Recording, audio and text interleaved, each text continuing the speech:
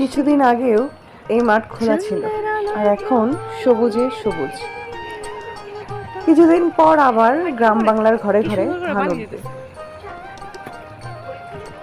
ধান খেতে প্রচুর পানি, বৃষ্টি হচ্ছে বেশ কয়েকদিন ধরে। সেই বৃষ্টির পানি ছেড়ে দিয়েছে ধান ক্ষেত থেকে, পাশে গিয়ে পড়ছে। খুব সুন্দর না পানি যাওয়ার দৃশ্যগুলো? সবুজ দেখতে খুব ভালো লাগে।